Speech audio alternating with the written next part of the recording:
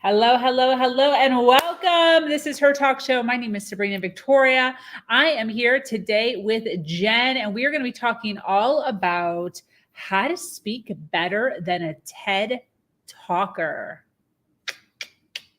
I feel like us here in the business world, this is like our ultimate, right? How can we speak like a TED Talker?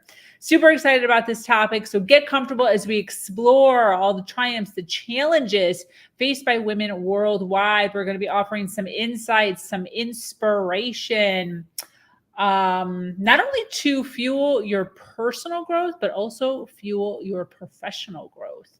So super excited. Let's jump in. Get ready, because today's guest is about to change the way you view your world. This is Her Talk Show, hosted by Sabrina Victoria. So if you're listening live, welcome. And if you're listening on the replay, make sure you hashtag replay wherever you are at, so we can send you some love in the comments. We are here every day delving deep into the realms of health, wealth, and leadership with some of the most brilliant women globally. We've interviewed over 600 women, and today we are adding another one to the list. We have Jenn Espinosa-Goswami. She is an ICF-certified public speaking coach and founder of Weightless LLC. She's a former Toastmasters International officer and graduate of the Masters of Leadership program at Augsburg University. Jenn helps entrepreneurs make more income impact as paid speakers. Over the past 15 years, Jenn has presented to hundreds of audiences and was recognized by Influence Digest as top 15 coaches in Minneapolis. For some reason, when I saw that, I just saw Minnie Mouse. I literally so weird. Prior to starting her company, Jenn served as a certified fraud examiner for 16 years. Fraud examiner for what? That could go in like so many different, that could be like Oreo cookies, or it could be like banks. Like fraud. I don't know what a fraud expert would look like for Oreo cookies, but it was for banks. You know, for those fraudulent Oreos that they're trying to always push on us at Aldi's, trying to tell us that they're the real thing and they're not. That seems like a very serious business. It looks like an Oreo. It does not taste like an Oreo. Well, I'm super excited about this. Thank you so much for being here. First of all, how in the world did we end up in this niche of speaking better than a TED Talker? Did something happen? Well, you know, everyone says the things, right? When you've got a big idea worth sharing, you're like, I'm going to write a book, I'm going to start a business, or I'm going to deliver a TED Talk. So it seems to be one of those pinnacles of success that we hear out there, right? Like that's when you know that you've made it. If you've delivered your TED Talk, if you've written a book, if you've launched this big idea and have people coming to you.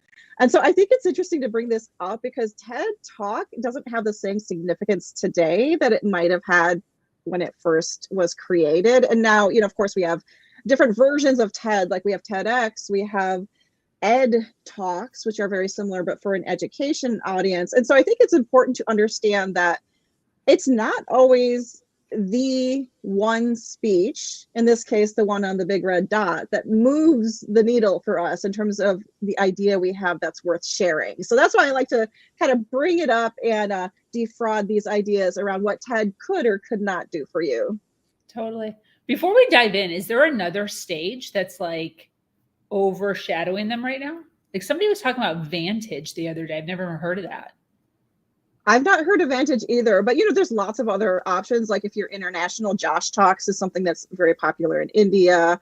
There's other like Ignite or Disrupt. Now, Ignite is more specific to, they kind of go around the different states of the country, so they may or may not be in your area. Disrupt is more of an HR related talk. So if you appeal to HR leaders, that would be more of your thing to do. And then there's this other cool style called Pecha Kuma or something along that. It's really fun, but they're all different styles that are kind of loosely based off of the TED model, but I think can allow you to flex your creative muscle in a different way than TED does. Totally. Wow, that's awesome. Love that.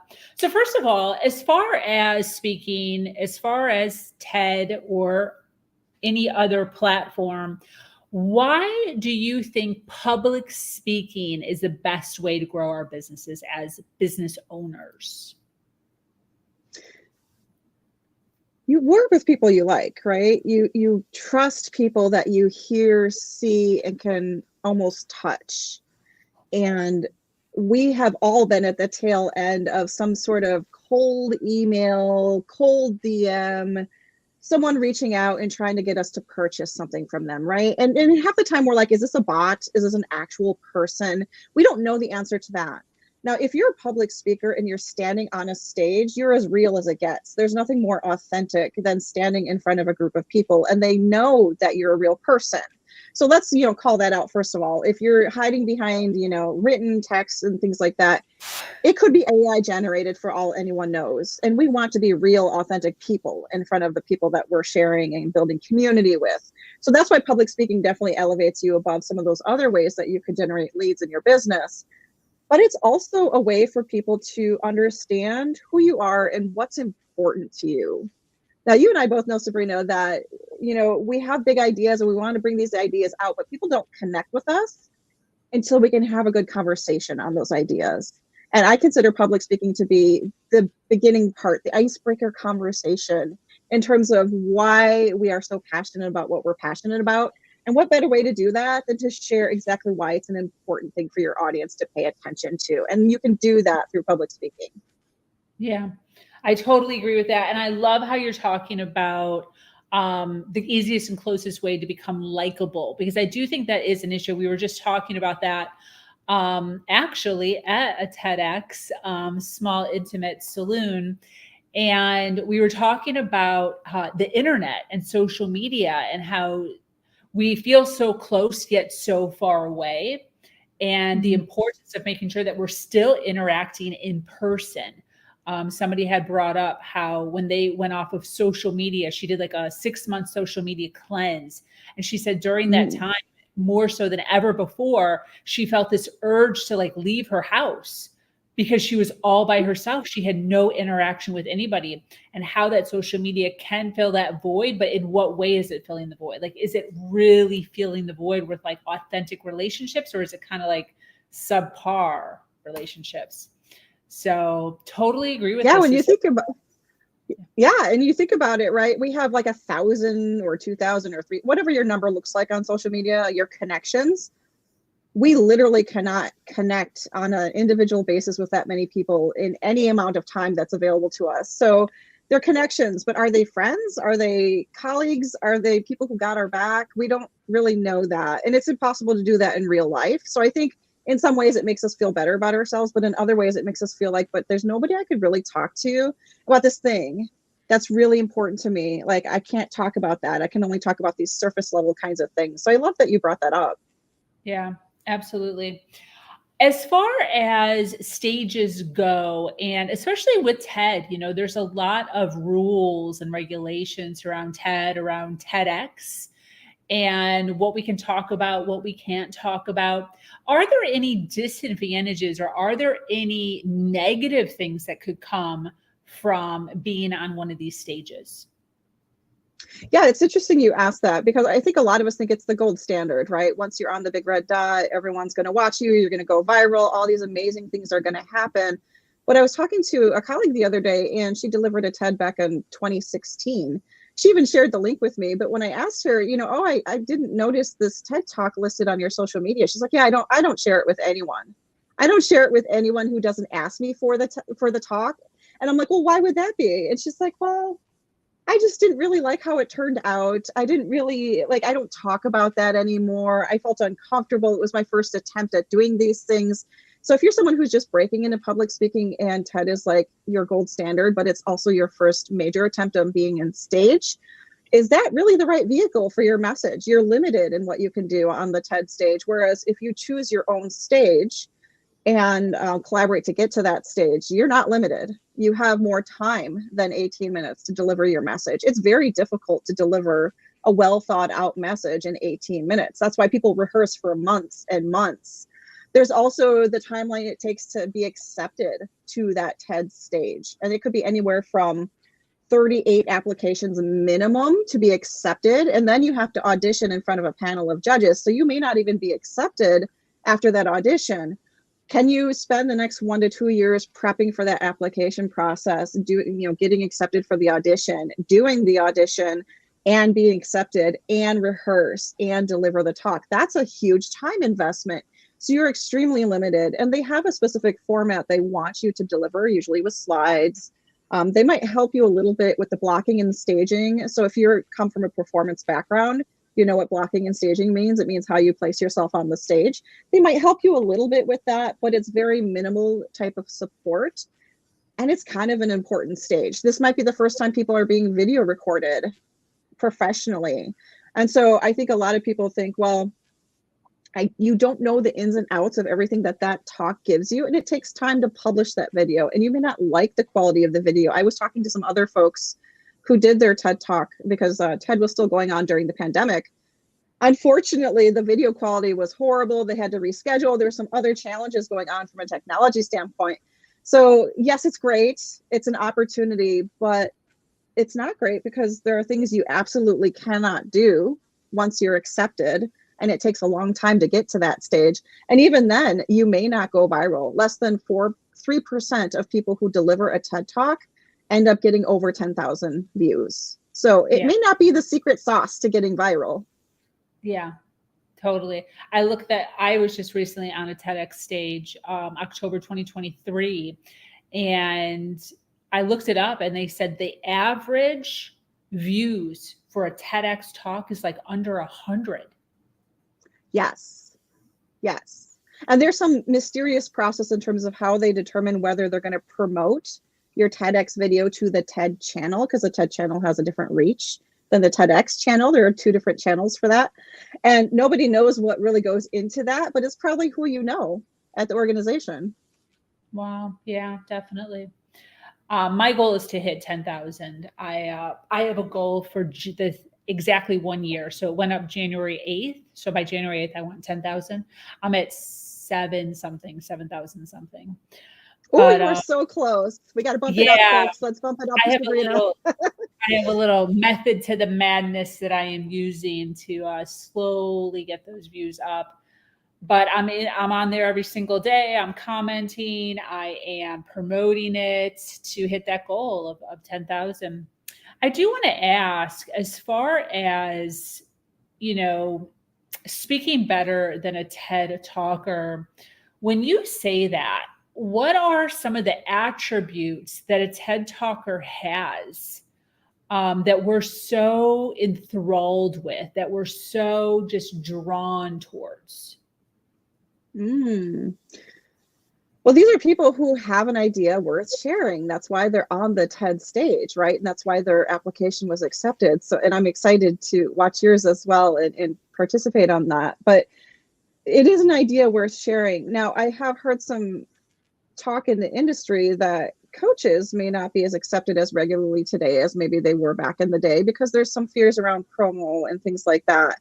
So as a good TED talker, regardless of whether it's TED or TEDx, because they're under the same umbrella, you have to be willing to stand on a live stage in front of an audience that maybe you don't know, because many people will apply for a TED talk in a city that's not their own city. And for some people, I think they prefer to do it on stage in a different city. So you have to be willing to pay for your travel and get yourself there. And it's important to be there early so that you can practice on that stage, because it's very different to practice in your bathroom mirror versus practicing on the actual stage that you're going to be delivering it on. There's a different feeling. There's a different ambiance. You're bringing something different to it. And part of that rehearsal process includes, up to 8 months of rehearsals where you don't just memorize your content and are comfortable with advancing your slides and all of that sort of thing, but you also wear a certain outfit that you can hook a microphone pack on, For ladies, it may be a dress that has a belt, or it may be, pants so that you can hook your microphone pack on there. There might be considerations in terms of if you talk a lot with your hands. I tend to do that. You might want to be careful of that because you could accidentally hit your mic and create feedback and things like that. So there are things that you need to do to prepare to be on that stage and deliver it well from that stage that you don't learn if you're doing virtual talks or something like that, that you have to be prepared to pace yourself across the stage as well. If we've been very accustomed to these 2D screens out here, you just have this window, but suddenly you have a stage and you can go from one side of the stage to the other side of the stage. You can lean into your audience. You can lean away from your audience. These are things that people rehearse and have to understand intuitively before they even get in front of that live audience. Those are some things they do well. Absolutely. Yeah, definitely. And definitely lots and lots and lots of rehearsals for sure. As far as motivational speaking, is there a difference between a TED Talk and a motivational speaker? That's a great question. I think a lot of us approach motivational speaking as I have this amazing transformational story that I want to share. The difference between that type of speaking and TED type of speaking is TED should not be about you at all. It could be inspired by your journey or by something you experienced in your personal or professional life, but it's not about you. The way you're going to get people to watch your TED Talk and deliver an amazing speech is to understand that your audience members are the hero of your story. So ways you can make sure they're a hero and they feel like the hero is bringing it back to the audience by using language such as you instead of I. Many inspirational speakers and motivational speakers use a lot of I language. It's the me show. Nobody wants to attend that show. That show, you won't sell tickets to that show, folks. It's just not how it works. So are there ways you're incorporating and pausing for your audience to put themselves in your shoe? That's how they become the hero of your journey. It's possible to do that, but you have to be very intentional about, okay, what might the audience be thinking at this moment? It's not necessarily about your revelations. Is there something accessible for them there in your revelation? And how can you make it easy for them to put themselves there? That's the difference. Yeah, definitely something to think about. We all know that TEDx, we don't get paid. This is something that, people do and take a lot of time and a lot of effort to do. But how does somebody actually get started as a paid motivational speaker, in your opinion? Yeah, well, if you have already delivered a TEDx such as you have, Sabrina, awesome. You put that everywhere, share it everywhere, and make sure that people are aware that you are available for speaking opportunities. So that's one of the easiest things you can do to get started is just to announce you're a speaker. You can change your social media profiles to say speaker, TEDx speaker, TED Talker, whatever you want to do with that. But you don't need any of those things. You just have to announce that you're open for speaking. You need to have a signature talk. So here's one thing that TED does not help you do when it comes to that signature talk is your signature talk should be something you can deliver anywhere between 15 minutes to 90 minutes. Now, most keynotes are not going to be 90 minutes long, but you might be doing workshop style types of presentations, which can go up to 90 minutes if you're doing it at an annual conference or a larger event. So you have to be willing to take what might be a 15-minute talk that's well rehearsed and expand it, or sometimes shorten and edit it down to 10 minutes. Or I was on a business conference one year. It was a virtual conference. I had 10 minutes to show up and speak.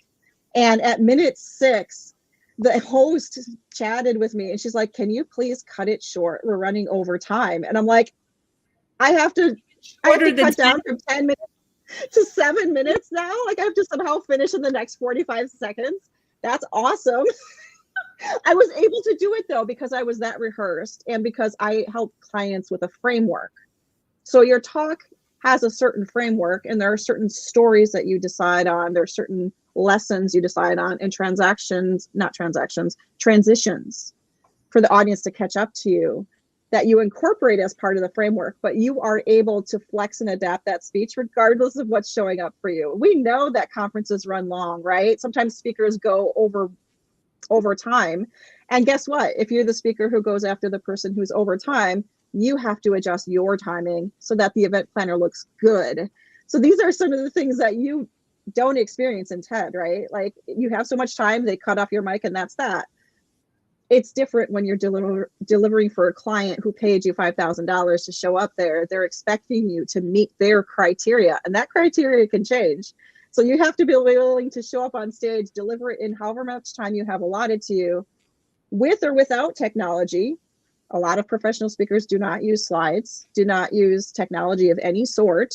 If you can do that, take what is a talk that's dependent on a PowerPoint or slides and deliver it without it, and the audience doesn't lack anything within that presentation, that's when you know you've hit the big time and you're a true pro. I love that. Definitely. That happened to me once. I was giving a talk, and the itinerary originally, when we first started rehearsing for it, was 45 minutes. I shifted all of my notes and all of my title and everything to the guy that was running it. He's like, yeah, absolutely perfect. And then I just went with it. And I just rehearsed it for 45 minutes.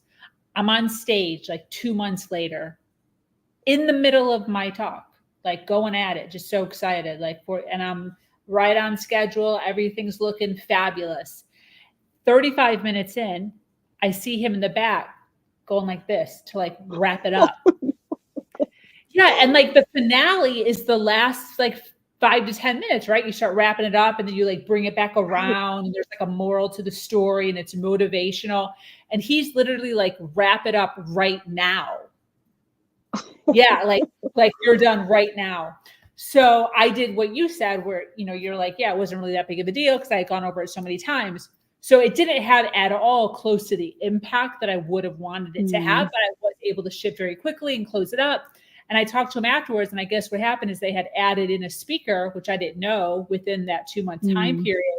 So they shaved 5 to 10 minutes off of all the speakers in order to give that person, 35 or whatever, 40 minutes of the time for the day. And they didn't tell you? No. Or maybe they did, no. but I didn't know. Who knows? I don't want to say that he did a bad job. Maybe he did. But I had no idea, just literally and I'm frantic. I'm like, is he freaking talking to me? So I kept going like this, like, are you talking to me while I'm talking? And he's like, yes, give it up. I'm like, oh my God. No. But to what you're saying though, these are the things that we can learn as we continue to get onto stages. And like what you're saying, if TED is the very first thing you do and you haven't really done a whole lot and you just get pulled up onto a TED stage, your ability to be able to speak fluidly like that and move and flow on stage appropriately is going to be a lot different from talk 1 to talk 100, or more. Right. And let's talk about, like, if you get used to the physical stage and then suddenly you have to deliver it virtually, because that might be an option these days. Do you know how to translate that to a virtual stage? A lot of people struggled with translating from virtual to physical. You have to be able to do both. It's no longer a choice in terms of like, how can you deliver this presentation? You should be able to deliver it however you need to deliver it in order to get to that next level in terms of your presentation skills. So TED is just one example of how you could, but are you able to flex and adapt to not just different locations, but also timing and all of those things? Yeah. Definitely agree. As far as what people talk about on stage, I know that there's so much, and even I talk a lot about the importance of sharing our personal story. I'd love for you to kind of talk about, your shift as far as personal story to maybe not a personal story in your signature talk or speech. Yeah, so when I first opened my business, it's called Weightless because I was sharing my personal health story. About 25 years ago, I lost 100 pounds. And that kind of is how I started sharing on stages, because I reached a point in Toastmasters, the place that sprouted the seed of me speaking professionally, was I ran out of content, and I'm like, oh, what should I talk about? Oh, nobody here knows that I used to be morbidly obese, so maybe I should share that story. And it really resonated with people. So initially I wasn't going to talk about that at all because I felt like nobody cared. And to some extent, whatever, it's a big achievement, and it doesn't mean that people necessarily care about that. So I convinced myself that it wasn't that important until I saw people's reaction to it. And I'm like, oh, it's not about me. Like, in the beginning, you might be like, oh, people love this thing and I'm inspiring people. And that's true to some extent, but it's also a matter of, we get inspired by hearing from other people who've done things that we wish to do. So in my case, I was speaking in front of audiences who had always struggled with weight, had never been able to figure it out, have done every diet under the sun. And suddenly I was up there saying, I did it and you can do it too. And so like they were being inspired on a different level. Now, I very quickly learned that what was helpful for me wasn't necessarily what they were looking for. So this is something that is also key to being a professional speaker is, do you have some easy way for people to take action on what you're sharing on stage? And this is something that you're not allowed to do at TED either, is do you have a small action step that people can take? And it might be a free resource, a checklist, a meal plan, depending on what your topic area is. Something where people could say, if I want to figure out how to do the first step, Jenn has given me the first step, and all I have to do is go to this place that she directed me to. So what are you doing for a call to action? That's going to be really important for you, especially if you're using this to build a business or to get to that next level of visibility inside of your business, is having a way for people to continue that conversation with you. So it's great to inspire people, to get the applause, standing ovation, all those things feel amazing. And you are inspiring people by sharing your story. But how can you think beyond that? What is the holistic picture for people who want to take action? Can you reward them with some way they can take action so that it's not just a single conversation? It could be something that changes their life as well. Yes. Yes. And I love how that you are notating that you can't do a CTA on a TED stage. You can't, no. All informative. It's for the community. It's not for you. Exactly. In essence, that's the whole idea behind it. So, but a lot of people don't know that. Like they write a book. They write a book. Like, oh, I want to get on a TED stage, and it's like, girl, you can't even talk about your book. Not even by name, I think. Some people get really clever about how they mention their upcoming book, but they can't even say the name, I think. Yep. Yeah, definitely.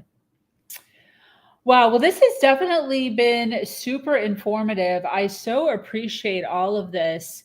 When it comes to social media,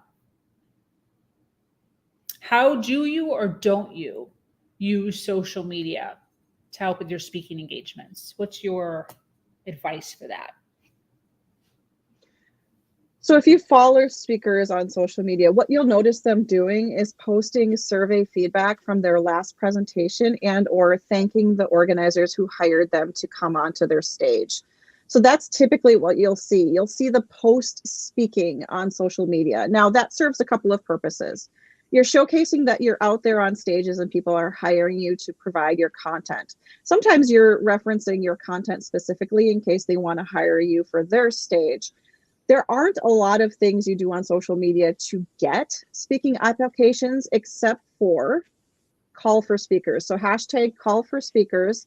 You can look for that hashtag on YouTube. You can look for it on Instagram. You can look for it on LinkedIn. And then you might be notified of opportunities that are coming up. Now, just a little caveat there. Some of those opportunities are pay to play stages. So if that's not your speaking model, it's totally okay.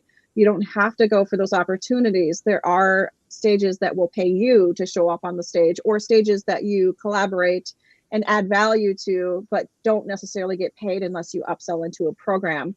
So those are some ways you could use social media. I also do a lot of ninja searching on LinkedIn. So LinkedIn is where I spend the most of my time. You can see some of what I'm doing out there. But one of the things that's really important is you have greater capabilities of finding decision makers who are looking for speakers on social media, especially LinkedIn. It has greater search and filter capabilities. You can search by geography, you can search by titles, especially if you want to get into corporate or major companies. You're probably going to do some of your best connecting on LinkedIn to find those decision makers. There's other techniques I teach as well. If you want to learn more about that, I have master classes that I host every so often where you can learn the process I use. It's called a speaker booking system, because I'm a process girl, I'm a system girl. And because I come from an investigation background, I know how to do search. I know how to do really good searches. I know how to find the dirt, how to find the people, how to get to the bottom of things. So I love doing those kinds of things and sharing my process with people, because a lot of us we don't know what we don't know, right? And that's fine. But like, let's go really deep. As a coach, I go super deep. So let's go really deep and find the really good stuff so that you're not wasting your time on the wrong stage. Yeah. I think that is one of the biggest things, is making sure that it's all aligned for you and your business and where you're at in your business. You know, like what you're trying to do, what's the end goal? Like some people are just like, I want to get in front of as many people as possible so people know my face, not really worried about the ROI.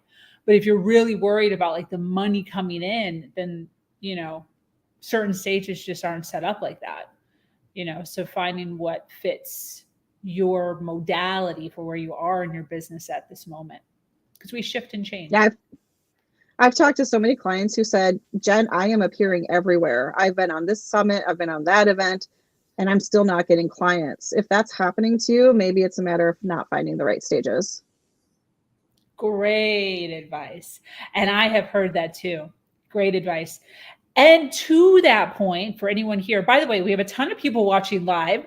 Sorry for not acknowledging. Thank you for being here and hanging out with us. If you are watching us on the replay, make sure you hashtag replay wherever you're at so we can send you some love.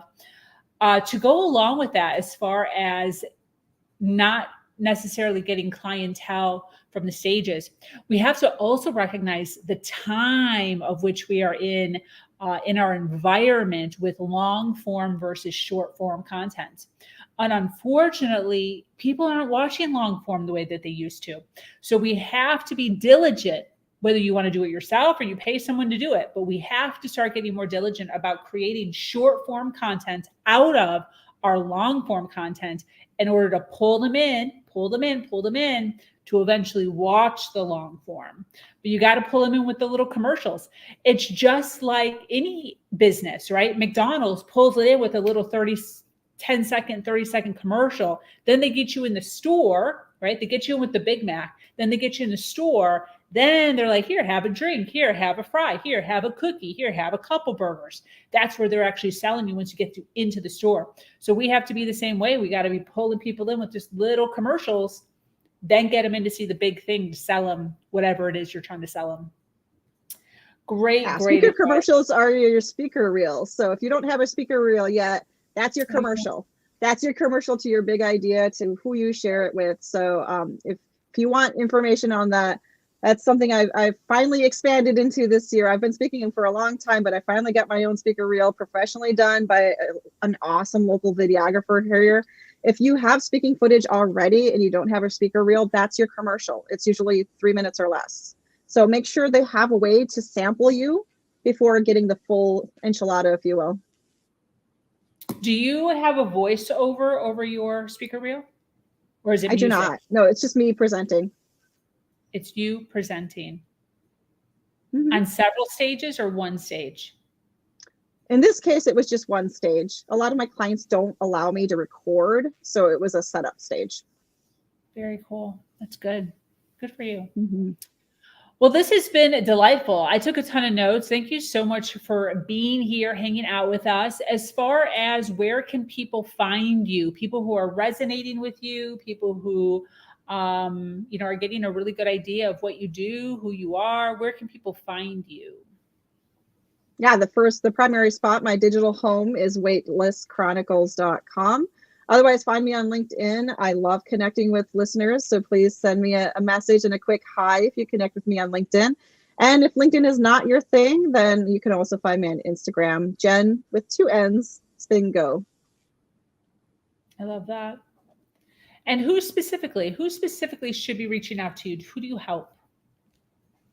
I help coaches, consultants, new authors, get those stages and get paid to share your expertise. So anyone who's a service-based business, you're my people. If you sell products, we're probably not the right fit, but I could definitely connect with you just to say hi. But yes, if you're a service-based business, you've got a big idea and you know that idea belongs on stage, let's help you find that stage. Gorgeous. Well, this has been great. To those of you that resonate with Jenn and all the goodness that she shared today, make sure you check her out at weightlesschronicles.com. It is a clickable link in the description below, wherever you are watching us at. Also, she predominantly hangs out on LinkedIn and Instagram. So make sure you follow her, show her some love, and, dive deeper into all the things that she's teaching and all the value that she's giving to her and her audience. So any closing thoughts as we wrap up here? Yes. So I believe there's a stage for each and every one of you who's listening. And your stage doesn't have to look like my stage, and that's okay. There are stages for all of us, and we can rock that stage when we're very intentional about what's getting us to that stage and what our message is that we need to share and have on our heart. So I believe there's a stage for you. If you agree with me, I'd love to connect. Beautiful. Agree with that. Ditto to everything. Yay. All right, ladies. Well, this brings us to an end of yet another incredible episode of Her Talk Show. Thank you, Jenn, for bringing the wisdom and inspiring us all today in the realm of stages and what that could look like for us. To our dedicated listeners, thank you for staying with us until the very end. For those of you that are still here, remember to follow, like, and share. And once again, my name is Sabrina Victoria. I invite you to join our amazing community, Her Nation, where we continue to uplift each other every step in the way. That too is in a clickable link in the description below. Until next time, do something.